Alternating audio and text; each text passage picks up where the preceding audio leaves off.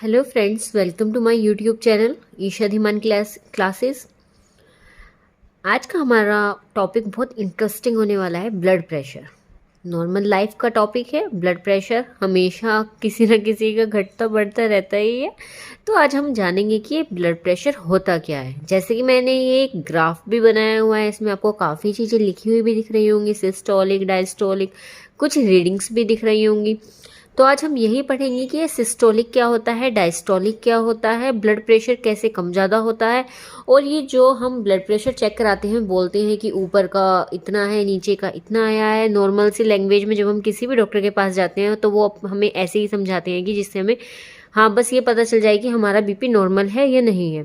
तो आज हम ये जानेंगे कि ये ऊपर का प्रेशर, नीचे का प्रेशर, या 120 नॉर्मल होता है, 80 नॉर्मल होता है, ये होता क्या है।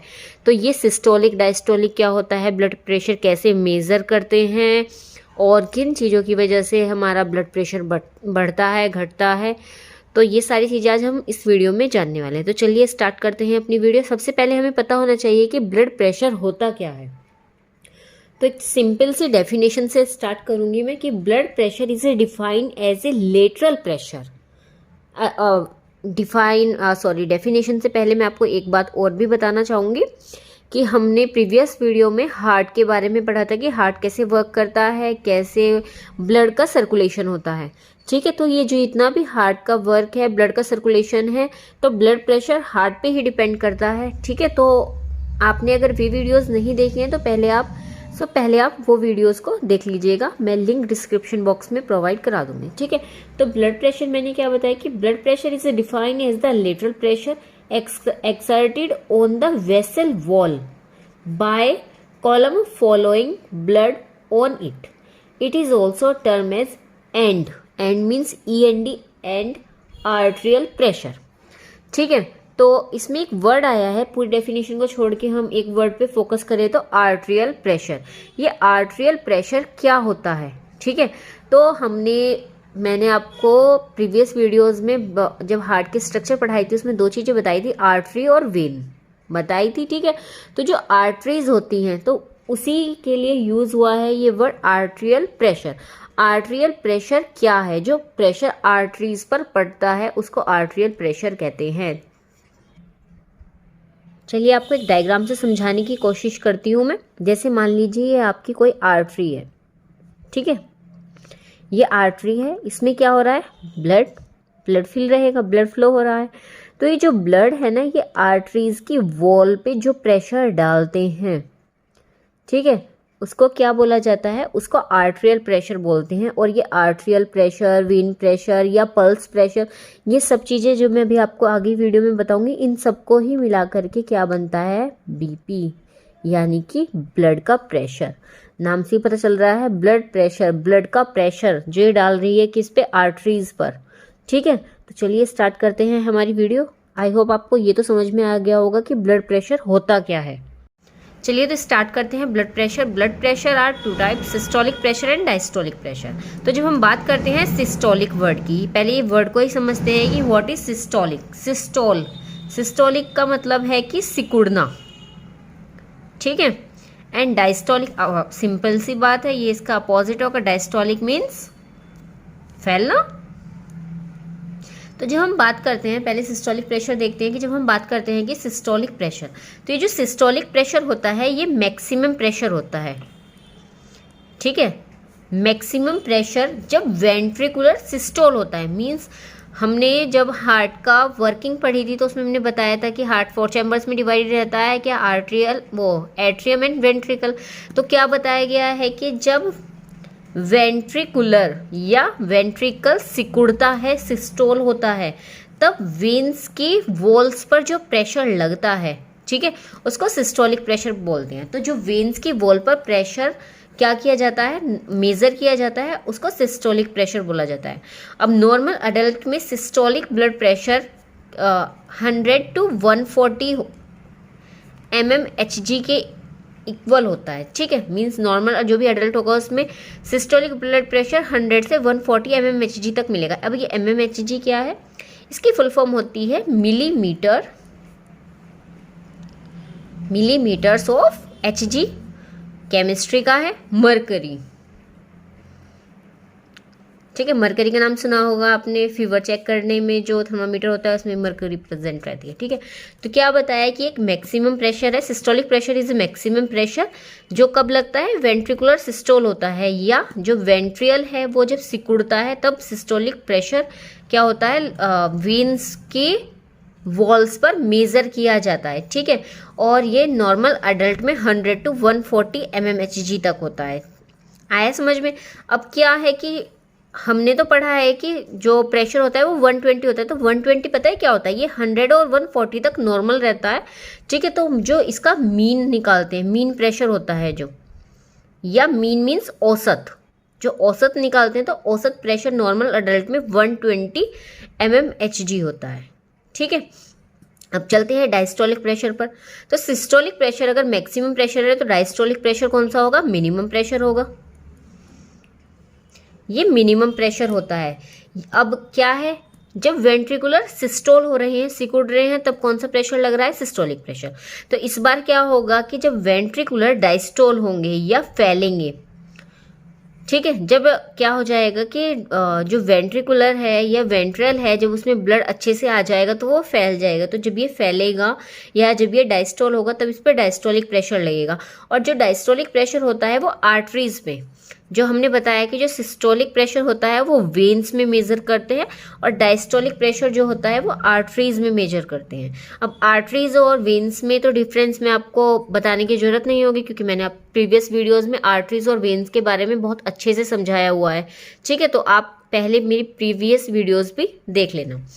तो अब क्या आया कि ये जो डायस्टोलिक प्रेशर है ये आर्टरीज पर मेजर करते हैं, और नॉर्मल एडल्ट में ये कितना होता है, 60 to 90 mmHg तक होता है। ठीक है, और वही इनका मीन प्रेशर कितना होगा, मीन प्रेशर नॉर्मल एडल्ट में 80 mmHg होता है। mmHg means millimetre of mercury. Clear? तो ये तो था कि सिस्टोलिक प्रेशर और डायस्टोलिक प्रेशर क्या होता है, डिफरेंस। अब आगे चलते हैं। तो समझ में आया कि सिस्टोलिक और डायस्टोलिक ब्लड प्रेशर क्या होता है। अब एक चीज़ और भी है इसमें समझने वाली कि जो मैं आपको मीन बता रही हूँ कि जो मीन आर्टरियल प्रेशर होता है, मीन्स जो आर्टरीज पर प्रेशर लग रहा है, आर्टरीज पर प्रेशर किस में लग रहा है, डायस्टोलिक प्रेशर में। तो जो मेन आर्टरियल प्रेशर होता है, ये मीन होता है आर्टरियल प्रेशर का, is the main pressure of arteries, जो कि किस में लगता है, कार्डियक साइकिल के टाइम पर होता है। मीन्स जो ये आर्टरियल प्रेशर है, ये जब पूरी कार्डियक साइकिल वर्क करती रहती है, ये उस टाइम पर लगता है। और जो डायस्टोलिक प्रेशर होता है वो पल्स में लगने वाले प्रेशर का 1/3 पार्ट होता है। कौन सा प्रेशर, जो डायस्टोलिक प्रेशर होता है,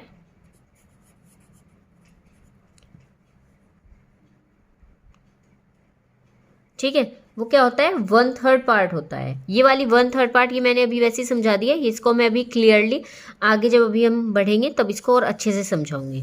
बस आपको ये समझने का इसमें ये था कि जो ये आर्टरियल प्रेशर है या जो मेन आर्टरियल प्रेशर है, ये जब कार्डियक साइकिल वर्क करती रहती है ये उस टाइम पर लगता है। ठीक है, तो क्या है, अब एक चीज़ और भी ध्यान रखनी है कि अभी मैंने आपको बताया था कि पल्स प्रेशर, अभी हमने क्या पढ़ा, वेन प्रेशर पढ़ा कि वेन पर प्रेशर लगेगा तो क्या होगा, सिस्टोलिक प्रेशर होगा।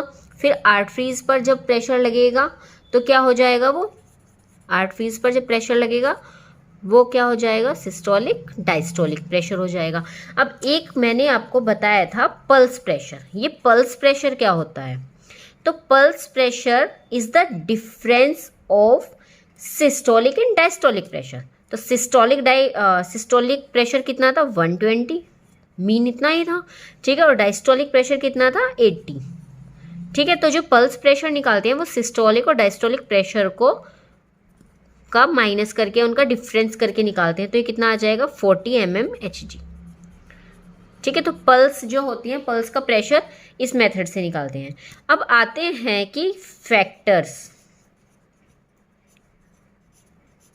अफेक्टिंग बीपी, वे फैक्टर्स जो बीपी को इफेक्ट करते हैं, मीन्स जिसकी वजह से हमारा बीपी घटता है या बढ़ता है। तो सबसे कॉमन सा फर्स्ट है एज, वही कि जिसकी जितनी एज है, कोई ज़्यादा ओल्ड है तो उसका ब्लड प्रेशर अलग होगा, यंग का अलग होता है, बच्चों का अलग होता है, ठीक है। तो सबसे फर्स्ट पार्ट है कि जो इफेक्ट करता है बीपी को वो है एज। सेकंड में आ जाता है इसमें सेक्स, मेल फीमेल दोनों का ज़्यादातर सेम बोलते हैं, लेकिन क्या होता है कि वर्किंग, हार्ट की वर्किंग भी अलग होती है मेल और फीमेल की। मतलब वर्किंग तो सेम होती है, लेकिन उसमें कितना ब्लड सर्कुलेट हो रहा है, कैसे वो फंक्शन कर रहा है, वो टाइम के अकॉर्डिंग सेक्सेस में भी अलग अलग होता है, ठीक है। तो ये भी किसको इफेक्ट करता है, फैक्टर्स, बीपी को इफेक्ट करने वाला फैक्टर है। थर्ड आता है बॉडी बिल्ड। सबके शरीर की संरचना अलग अलग होती है, ठीक है, तो उसके अकॉर्डिंग भी ब्लड प्रेशर अलग हो सकता है। एंड फोर्थ आता है एक्सरसाइज। अब एक्सरसाइज करते हैं, आपने देखा होगा कि एक्सरसाइज करते हुए हार्ट बीट तेज हो जाती है। तो क्या होता है हार्ट बीट तेज होना, मतलब कि जो हम वर्कआउट कर रहे हैं उससे हमारा जो ब्लड का फ्लो हो रहा है, या हार्ट जो वर्क कर रहा है वो रैपिडली है, तेजी से करने लगता है। तो क्या होगा, जब हार्ट तेजी से वर्क करने लगेगा तो वही सिस्टोलिक और डायस्टोलिक जल्दी जल्दी होने लगेगा, मीन्स हार्ट सिकुड़ने और फैलने जल्दी जल्दी लगेगा। तो उससे क्या हो जाएगा, हमारा ब्लड प्रेशर इफेक्ट होगा। एंड लास्ट इसमें आता है इमोशनल, फिफ्थ इमोशनल एस्पेक्ट्स। आपने देखा होगा कि अगर हम ज़्यादा कभी सैड हो जाते हैं, रोते हैं, या ज़्यादा खुश हो जाते हैं, तब भी क्या हो जाता है, बीपी अप या डाउन हो जाता है, ठीक है, डिक्रीज या इंक्रीज होता रहता है। तो ये क्या है, इमोशनल एस्पेक्ट्स या भावुक पहलू भी हमारा किस पे, ब्लड प्रेशर पे इफेक्ट डालता है, ठीक है। आगे चलते हैं कि blood pressure maintain factors. Blood pressure को मेंटेन, कौन कौन से फैक्टर्स ब्लड प्रेशर को मेंटेन करके रखती है। मीन्स हमारी बॉडी का वैसे तो ब्लड प्रेशर अप डाउन होता रहता है, ठीक है, लेकिन वो हमारी बॉडी के कुछ ऐसे फंक्शंस होते हैं, कुछ ऐसे हमारी बॉडी के वर्किंग होती है कि वो उस थोड़ा बहुत अगर हमारा ब्लड प्रेशर इंक्रीज या डिक्रीज होता है वो उसको मेंटेन करके रखती है। तो एक तो होता है, फर्स्ट इसमें आता है cardiac output. Cardiac output, cardiac heart की बात चल रही है, ठीक है। तो वही कि हार्ट में कैसे ब्लड जा रहा है, कैसे वर्क कर रहा है, कितनी जल्दी से वो क्या ऑक्सीजनेटेड हो रहा है, डीऑक्सीजनेटेड होकर के दोबारा से हार्ट में आ रहा है। तो ये कार्डियक आउटपुट क्या करके रखता है कि ब्लड प्रेशर को मेंटेन करके रखता है, ठीक है। सेकंड इसमें आता है पेरिफेरल रेजिस्टेंस। पेरिफेरल मीन्स परिधीय, रेजिस्टेंस हम कैसी जगह पर रहते हैं, कैसी पर नहीं, वो भी किस पे डिपेंड करता है, हमारे ब्लड प्रेशर को मेंटेन करने में हेल्प करता है। ज़्यादा ठंडी जगह पे रहेंगे तो हार्ट क्या करता है, थोड़ा सा धीरे वर्क करने लगता है। मीन्स वो वर्क तो प्रॉपरली करता है, लेकिन क्या हो जाता है, थोड़ा सा आपने देखा होगा कि हम ज़्यादा पहाड़ी जगह पर चले जाते हैं, या फिर अगर हम ज़्यादा ठंड वाली जगह पर, तो हमारी सांस भी कैसी हो जाती है, थोड़ी सी खींच करके आने लगती है। तो वो भी किस पे डिपेंड, वो भी क्या करेगा, ब्लड प्रेशर को मेंटेन करने में हेल्प करता है कि हम कैसे रेजिस्टेंस में, कैसी जगह पर हम रह रहे हैं। ब्लड वॉल्यूम, ब्लड वॉल्यूम तो समझाने की ज़रूरत भी नहीं है। ब्लड वॉल्यूम मीन्स हमारा ब्लड कैसा है, थिक है, थिन है, किसी का ब्लड पतला होता है, किसी का क्या गाढ़ा होता है, ये बोलते हैं, ठीक है। तो वो भी किस पे डिपेंड करता है, वो भी। अब एक चीज़ देखिए आप, मैंने क्या बताया था कि जो आर्टरीज पर प्रेशर डाल रहा है ब्लड, उसको आर्टरियल प्रेशर बोला गया है। तो ब्लड कैसा है, ब्लड की कंपोजिशन या वॉल्यूम कैसे है, वो भी किस पे डिपेंड, वो भी क्या करेगी, मेंटेन करके रखती है ब्लड प्रेशर को, ठीक है। फोर्थ आता है viscosity. Viscosity of blood means blood की कंपोजिशन कैसी है, ब्लड कैसे बना हुआ है, क्या क्या चीज़ें उसमें ज़्यादा है, क्या कम है। विस्कोसिटी मीन्स होता है चिपचिपाहट, ठीक है। ये सारी चीज़ें मैं आपको वेल डिफाइन इसलिए नहीं कर रही हूँ, सिर्फ आपको हेडिंग्स इसलिए बता रही हूँ क्योंकि ये सारी चीज़ें हम जब ब्लड का रेगुलेशन पढ़ेंगे तब उसमें ये सारी चीज़ें मुझे आपको दोबारा से समझानी है, इसलिए मैं इनको डिटेल में नहीं समझा रही हूँ, ठीक है। फिर लास्ट, बस ये लास्ट था हमारा विस्कोसिटी ऑफ ब्लड, कि ब्लड प्रेशर को ये 4 फैक्टर्स कैसे मेंटेन करके रखते हैं। ये सारे के सारे हम जब ब्लड का रेगुलेशन पढ़ेंगे, ब्लड प्रेशर का रेगुलेशन सॉरी, तब उसमें हमें ये सारी चीज़ें डिटेल में पढ़नी है, ठीक है। तो अब आगे चलते हैं। एक चीज़ अब हमने पढ़ लिया कि ब्लड प्रेशर होता क्या है, सिस्टोलिक ब्लड प्रेशर और डायस्टोलिक ब्लड प्रेशर क्या होता है, नॉर्मल ब्लड प्रेशर क्या होता है, ब्लड प्रेशर किन चीज़ों से मेंटेन होता है, और ब्लड प्रेशर किन चीज़ों की वजह से इफेक्ट होता है, ठीक है। अब चलते हैं, एक चीज़ और भी याद रखनी है, मैं एक बार क्विक सा छोटा सा शॉर्टकट में रिवीजन बता रही हूँ कि ब्लड प्रेशर क्या है। लेटरल प्रेशर है, और end pressure, and arterial pressure है कि आर्टरीज पर जो एंड में प्रेशर लगता है वो बीपी होता है। ठीक है, नॉर्मल बीपी मैंने कितना बताया है, नॉर्मल ब्लड प्रेशर 120 और 80 mmHg होता है। अब अगर हमारी बॉडी के अंदर ब्लड की मात्रा कम हो जाए या ब्लड कम हो जाए तो क्या हो जाएगा, ब्लड प्रेशर भी कम होने लगता है। ठीक है, अब एक चीज़ और भी चलते हैं। 120 मैंने क्या बताया था आपको, याद रखने वाली बात है कि सिस्टोलिक ब्लड प्रेशर होता है और 80 नॉर्मल कितना होता है, डायस्टोलिक ब्लड प्रेशर होता है, डायस्टोलिक ब्लड प्रेशर होता है। ठीक है, और हमने पल्स प्रेशर कैसे निकाला था, पल्स प्रेशर क्या होता है, difference between systolic and diastolic blood pressure. तो 120 minus 80 is equals to 40 mmHg, ऐसे हम पल्स प्रेशर निकाल सकते हैं। ठीक है, अब क्या आ गया, देखो हमें पल्स प्रेशर निकालना आ गया, सिस्टोलिक ब्लड प्रेशर पता चल गया, डायस्टोलिक ब्लड प्रेशर पता चल गया, लेकिन ये जो आर्ट्रियल प्रेशर है ये नहीं समझ में आया कि ये कैसे निकालें, है ना। तो चलते हैं, अब समझते हैं कि आर्ट्रियल प्रेशर कैसे निकालते हैं, कि आर्टरीज पर प्रेशर कैसे पड़ रहा है। अब एक चीज़ और भी ध्यान में रखनी है, आर्ट्रियल प्रेशर मैंने क्या बताया था आपको कि आर्टरीज पर प्रेशर कौन सा पड़ता है, डायस्टोलिक प्रेशर आर्ट्रियल प्रेशर होता है। तो हम निकालेंगे इसमें एंड आर्ट्रियल प्रेशर कि जो लास्ट में टोटल आर्ट्रियल प्रेशर कितना होता है। ठीक है, तो ये कैसे निकालते हैं, डायस्टोलिक, ध्यान से देखना, एक फॉर्मूला है, बस यही याद रखना है, डायस्टोलिक ब्लड प्रेशर प्लस, अब ये चीज़ याद रखनी है 13 और 14th। ठीक है, 13th और 14th में देख मतलब क्या करते हैं, आर्टरीज पर देखते हैं कि जो रिदम है या वो जितना भी इस पर प्रेशर पड़ रहा है 13 और 14th पार्ट में देखते हैं। ठीक है, प्लस कर दिया, फिर इनटू, अब ये क्या है 13 और 14th क्या देखना है हमें, 40 क्या था, पल्स प्रेशर, पल्स को ऐसे देखते हैं ना। ठीक है, तो 13 और 14 टाइम बाद का देखते हैं कि प्रेशर कितना है, तो वो उसका कितना होता है, पल्स का मैंने क्या बताया था 1/3 पार्ट होता है, चाहे आप इसको ऐसे लिखो चाहे इसको आप 40 × 1/3 1/3 पार्ट ऐसे लिखो। ठीक है, तो ये हो गया, ये क्या है 40/3 ऑफ पल्स प्रेशर, इससे आप कंफ्यूज ना हो। तो क्या फॉर्मूला बना कि and arterial pressure, blood pressure निकालने के लिए हमें क्या करना पड़ेगा, डायस्टोलिक ब्लड प्रेशर प्लस 13 और 14th। वैसे ये लिखना जरूरी नहीं है, सिर्फ समझने के लिए है। फॉर्मूले में आपका सिर्फ इतना ही है कि 40/3 ऑफ पल्स प्रेशर। ठीक है, मीन्स पल्स प्रेशर का 1/3 पार्ट और डायस्टोलिक प्रेशर को प्लस कर दो तो आपका क्या निकल जाएगा, एंड आर्ट्रियल ब्लड प्रेशर निकल जाएगा। तो डायस्टोलिक ब्लड प्रेशर कितना था 80 प्लस 40/3। कैलकुलेशन करना तो इजी है, कैलकुलेशन करो कितना हो जाएगा ये। ठीक है, तो क्या करेंगे, पहले 3 से इसको कट कर दे,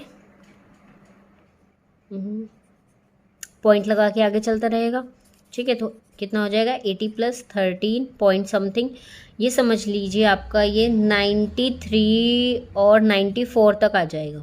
ठीक है, तो कितना एंड आर्ट्रियल प्रेशर कितना होता है 94 मान के चलते हैं क्योंकि पॉइंट के आगे भी होगा, mmHg। ठीक है, क्लियर।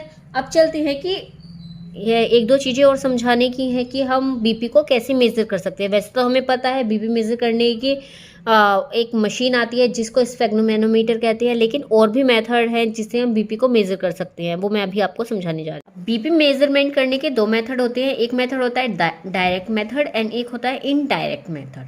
तो डायरेक्ट मेथड में क्या होता है कि एक नीडल इंसर्ट की जाती है, जैसे हम इंजेक्शन लगाने के टाइम पे देखते हैं एक नीडल ऐसी इंसर्ट की जाती है हमारी किसमें, आर्टरीज में। ठीक है, तो inserting a needle into an artery.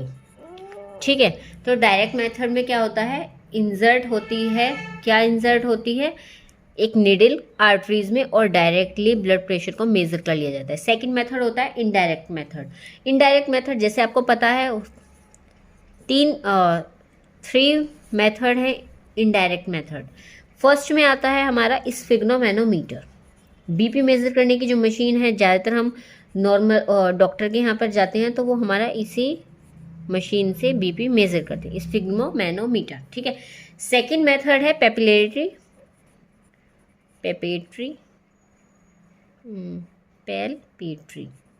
Method, and third है ऑस्कुलेटरी मेथड। अब ये जो पेपिलेटरी मेथड है, इसमें भी एक स्फिग्मोमैनोमीटर की तरह ही एक मशीन होती है। ठीक है। अब क्या है, लेकिन पेपिलेटरी मेथड में एक प्रॉब्लम है, इसमें ना सिर्फ सिस्टोलिक प्रेशर मेज़र किया जा सकता है, डायस्टोलिक प्रेशर मेज़र नहीं किया जा सकता। सिर्फ ये सिस्टोलिक ब्लड प्रेशर को ही मेज़र कर सकता है। और ये जो ऑसिलेटरी मेथड है, ये एक औषधि विधि है। ठीक है। तो ये क्या है, एक औषधि विधि है। इसकी मदद से ये एकदम एक्यूरेट ब्लड प्रेशर को बताता है और इसकी मदद से हम डायस्टोलिक और सिस्टोलिक दोनों तरह के ब्लड प्रेशर को मेज़र कर सकते हैं। ठीक, ये तो हमारा कंप्लीट हो गया कि ब्लड प्रेशर होता क्या है और कौन से फैक्टर्स ब्लड प्रेशर को इफ़ेक्ट करते हैं और ब्लड प्रेशर कैसे हम मेंटेन करके रख सकते हैं। अब एक चीज़ और भी है जो कि वीडियो ज़्यादा लेंथी हो जाएगी, इसलिए मैं इस वीडियो में वो नहीं समझा रही हूँ। ठीक है। हमें पढ़ना है कि ब्लड प्रेशर को हम कैसे रेगुलेट कर सकते हैं। ठीक है। ब्लड प्रेशर को हम कैसे कम ज़्यादा कर सकते हैं, ये कैसे उसको कंट्रोल करके रख सकते हैं। तो ब्लड प्रेशर को जब रेगुलरली ब्लड प्रेशर हमारी बॉडी में चेंज होता रहता है। ठीक है। मीन्स क्या है, हमारी बॉडी में थोड़ा बहुत चेंज होता रहता है, उसको बॉडी ऑटोमेटिकली मैनेज करती रहती है कि अगर हमारी बॉडी में ब्लड प्रेशर इंक्रीज या डिक्रीज हो रहा है तो बॉडी उसको ऑटोमेटिकली क्या करती रहती है, मैनेज करती रहती है। अब ये जो मैकेनिज्म है जिसमें बीपी ऑटोमेटिकली चेंज होता रहता है, ठीक है, इसको फिजियोलॉजिकल रेगुलेशन कहते हैं। क्या कहते हैं, फिजियोलॉजिकल रेगुलेशन। ठीक है। तो अब कुछ मैकेनिज्म ऐसे भी हैं जिनकी मदद से बॉडी ये सारी की सारी फंक्शंस करती रहती है लगातार। ठीक है। तो इसके लिए मैं आपको एक शॉर्ट थोड़ा सा समझा रही हूँ। ठीक है। वैसे हम ये वाला ब्लड रेगुलेशन नेक्स्ट वीडियो में कवर करेंगे। अब ये ब्लड रेगुलेशन होता क्या है और कैसे होता है, तो change in mean arterial pressure after rapid haemorrhage. अब ये हीमोरेज वर्ड क्या है, हीमोरेज का मतलब है ब्लड लॉस। क्या मतलब है, ब्लड लॉस। ठीक है। तो मान लीजिए हीमोरेज, मान लीजिए कि किसी टाइप का हीमोरेज अगर हो रहा है, मतलब ब्लड लॉस अगर हो रहा है, तो हमारी बॉडी में जो आर्ट्रियल प्रेशर है वो कम हो जाएगा। जैसे कि मैंने बताया था कि बॉडी में ब्लड कम होने से क्या हो जाता है, बीपी कम हो जाए तो आर्ट्रियल प्रेशर भी कम हो जाएगा। तो मतलब कि फर्स्ट पार्ट को अगर हम देखें, return of MAP to normal by compensatory mechanism. ठीक है। तो मतलब आपका जो मेन आर्ट्रियल प्रेशर है वो हीमोरेज के कारण डिक्रीज हो गया है। ठीक है। तो जो कंपेंसेटरी मैकेनिज्म के थ्रू वो वापस नॉर्मल स्टेज में लाएगा। ठीक है, या आएगा। तो एक तो ये रिजर्व हो सकता है ब्लड प्रेशर को नॉर्मल करने का, और सेकेंड है failure of compensatory mechanism leading to hypovolemic shock and death. ठीक है। तो अगर मान लीजिए कि जो ये कंपनसेटरी मैकेनिज्म है जो बीपी को ऑटोमेटिकली मैनेज कर रहा है, कि अगर वो प्रॉपर काम ना करे या वो फेलियर या वो खराब हो जाए, तो उसका रिजल्ट क्या होगा, हाइपोवोल्केनिक शॉक एंड डेथ। ठीक है। तो अब इसमें हमें पढ़ना है पूरे के पूरे ये मैकेनिज्म जब हम पढ़ेंगे या रेगुलेशन जब हम पढ़ेंगे कि ब्लड प्रेशर को रेगुलेशन कैसे करते हैं, तो उसमें हमें यही पढ़ना है कि अगर ये हमारा जो मैकेनिज्म है ये ख़राब हो जाए या ये वर्क करना बंद कर दे, तो हम ब्लड प्रेशर को कैसे क्या करके रख सकते हैं, कैसे कंट्रोल कर सकते हैं। अब इसके भी क्या है, 3 मेथड हैं। ठीक है। ब्लड प्रेशर कंट्रोल के या हीमोरेज के रोकने के या इसको ब्लड प्रेशर को रेगुलेट करने के 3 मेथड है। एक होता है शॉर्ट टर्म मेथड, एक होता है फर्स्ट हमारा है शॉर्ट टर्म मेथड, सेकेंड है long term method and last है इंटरमीडिएट रेगुलेशन। आज मैं इसको शॉर्ट में समझाऊंगी क्योंकि मैं बार बार रिपीट कर रही हूँ। जब हम रेगुलेशन का पूरे अलग से वीडियो बनाऊंगी मैं, उसमें ही हमें दोबारा से पढ़ना है। लेकिन अगर आपको सिर्फ बीपी ब्लड प्रेशर के बारे में क्वेश्चन आता है लिखने के लिए एग्जाम में, तो आपको बस इतना ही शॉर्टकट में देना है, ज़्यादा इसको डिफाइन करके नहीं देना है। ठीक है। ये हम किस में पढ़ेंगे, रेगुलेशन में। अगर ब्लड प्रेशर रेगुलेशन का क्वेश्चन आता है तब हम इसको पूरा वेल डिफाइन करके देंगे। अब ये जो शॉर्ट टर्म मेथड है ये क्या है, on a movement to movement, ये मूवमेंट टू मूवमेंट चलने वाला, ये समय क्या मतलब कि बहुत कम समय के लिए होता है। शॉर्ट टर्म नाम से ही पता चल रहा है कि बहुत कम समय के लिए होगा। ठीक है, तो इसमें क्या है कि 3 मैकेनिज्म वर्क करते हैं। ठीक है, वैसे तो शॉर्ट टर्म मेथड में 3 मैकेनिज्म वर्क करते हैं, लेकिन इसमें एक और ऐड हो गया है। फर्स्ट है इसमें बैरो रिसेप्टर रिफ्लेक्सेस। ठीक है, सेकंड है इसमें chemo receptor reflexes and third है आर्ट्रियल रिफ्लेक्सेस। ठीक है, एंड फोर्थ है CNS इचेमिक रिस्पॉन्स। तो इसमें ये तीनों मैकेनिज्म वर्क करते हैं, जिसकी वजह से क्या होता है, ब्लड प्रेशर कंट्रोल होता है। अब सेकंड पे आते हैं long term method which involves regulation of blood volume by the kidney and renin angiotensin aldosterone system. ठीक है, तो इसमें मतलब कि जो ये लॉन्ग टर्म मेथड है, नाम से पता चल रहा है लंबे समय के लिए होता है, तो इसमें क्या होता है कि किडनी से रेगुलेट होता है। ये सारा का सारा जो लॉन्ग टर्म कंट्रोल है या मेथड है, ये किडनी से कंट्रोल होता है या फिर रेनिन, क्या मैं लिख देती हूँ फर्स्ट, या तो ये किडनी से रेगुलेट होगा। ठीक है, या ये सेकंड है रेनिन एंजियोटेंसिन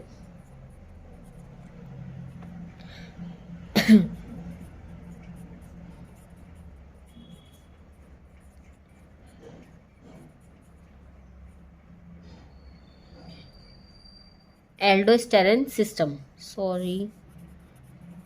एल्डोस्टेरोन सिस्टम से कंट्रोल होता है। वही बात है कि हम इनको पूरी तरह से अपने जो नेक्स्ट वीडियो में पोस्ट करूँगी, ठीक है, या नेक्स्ट वीडियो में जब भी डालूंगी तब ये उसमें पढ़ेंगे हम। एंड लास्ट आता है हमारा इंटरमीडिएट रेगुलेशन, जो कि क्या होता है, कैपिलरी फ्लूइड शिफ्ट से रेगुलेट होता है। आई होप आपको आज की ये वीडियो पसंद आई होगी, और जो मैंने आपको समझाने की कोशिश की है कि ब्लड प्रेशर क्या होता है, कैसे वर्क करता है, वो भी आपको समझ में आया होगा। अगर आपका नॉर्मल क्वेश्चन आता है कि व्हाट इज़ ब्लड प्रेशर या ब्लड प्रेशर कैसे होता है, हम उसको वो कैसे मेज़र कर सकते हैं या पल्स प्रेशर कैसे निकाल सकते हैं, तो ब्लड प्रेशर में आपको सिर्फ इतना ही दे करके आना है। बाकी का जितना भी ये सारा है कि ब्लड प्रेशर को हम कैसे कंट्रोल कर सकते हैं, ये अगर ब्लड प्रेशर का रेगुलेशन पूछते हैं तो उसमें तो वीडियो काफ़ी लेंदी हो जाएगी, इसलिए मैंने सोचा कि उसके लिए एक अलग से ही वीडियो बनाऊँ, क्योंकि वो काफ़ी लेंदी टॉपिक है। ठीक है, thank you and please like, subscribe and share my channel. Thank you.